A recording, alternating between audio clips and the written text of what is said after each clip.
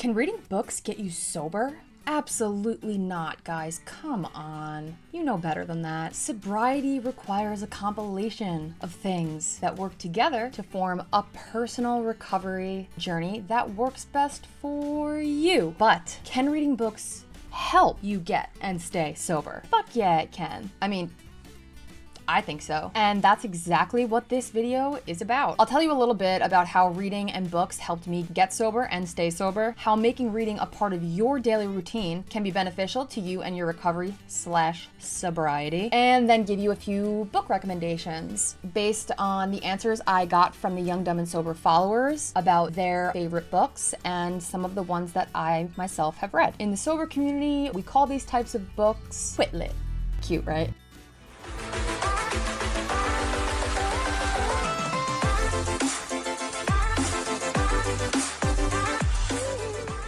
Welcome to Young, Dumb, and Sober, the channel where I try to convince you that being sober is more fun than being drunk and high. I don't really try to convince you of that, but my hope is that in the end you kind of get that takeaway on your own. I'm Allie, and the Surgeon General warns that smoking me may cause lung cancer, heart disease, emphysema, and complicate pregnancies.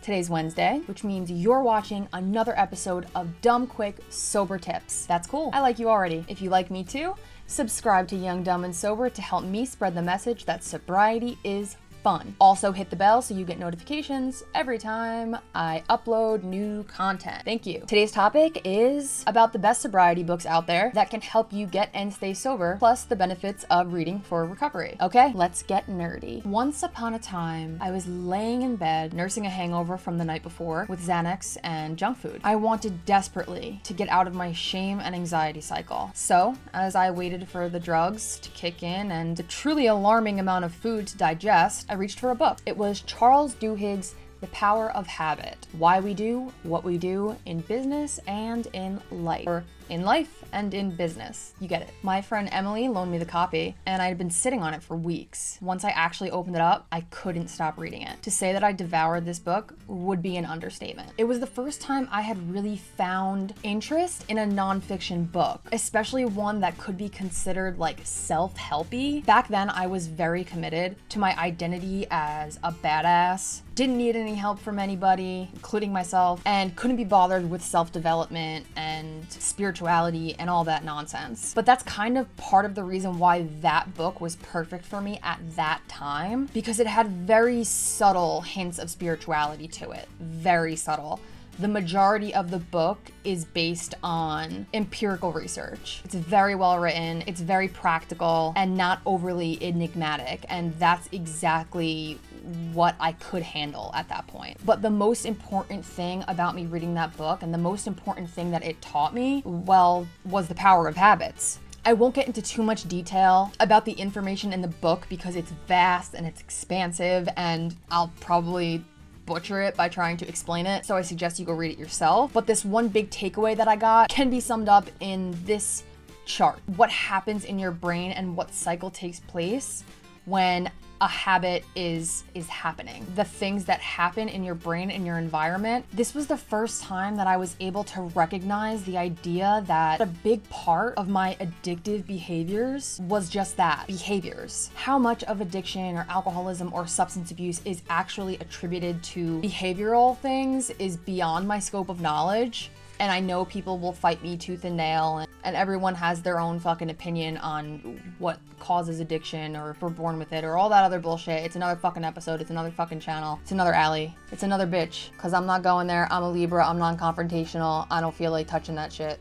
What I did know is that my habits, my behaviors, my perpetual behaviors had a lot to do with the way that I was leading my life. And then this book came along and told me that I could replace these habits. I couldn't get rid of habits, but I could replace them, as long as I still rewarded myself in some way. Not saying that those replacements took place seamlessly or quickly, and I still struggle often with bad habits and replacing them with good habits, but the prospect of even being able to change at all gave me one very, very important thing: hope. So perhaps you want to enter the world of Quit Lit and don't know where to start.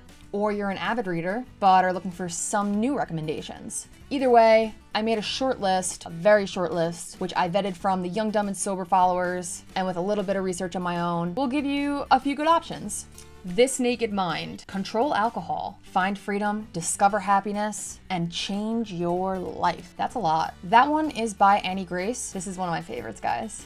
Recovery 2.0: move beyond addiction and upgrade your life, by Tommy Rosen. Quit Like a Woman: the radical choice to not drink in a culture obsessed with alcohol, by Holly Whitaker. The Big Book of Alcoholics Anonymous, alongside the 12 Steps and 12 Traditions. These are two separate books, but they go in tandem. So my caveat here is that feel free to read the Big Book or any type of AA literature on your own. However, you will get much more out of it if you are doing it with the help of somebody in the program. Since both books were written a relatively long time ago, the language is a bit antiquated, and it helps to have a guide, either like a friend or a sponsor or somebody, help you modernize the concepts in it so that you don't get caught up in the intricacies in the language of it and just really take away the important things. And the Big Book was written by Bill W., I guess, right? Sober Curious: the blissful sleep, greater focus, limitless presence, and deep connection awaiting us on the other side of alcohol. These titles, man, they are like, whoo! This one is by Ruby Warrington, and it's the book that, spawned the whole Sober Curious movement. We Are the Luckiest: The Surprising Magic of a Sober Life, by Laura McCowan, I think. The Unexpected Joy of Being Sober, by Catherine Gray. Okay guys, I must disclose again that this is a very, very limited short list. There are literally hundreds of other books out there. Your best bet is to pop in one of these titles on Amazon or Goodreads and then look at the more like this suggestions. You're bound to find something that you'll like. At the very least, you'll find interesting. And with that, our episode has come to an end. If you want to help me spread the message that sobriety is fun, subscribe to this channel and hit the bell to get notifications every time I upload new content. Like this video and comment your favorite Quitlet below. Also guys, feel free to check out the new Young, Dumb, and Sober shop where you can get sober swag and merch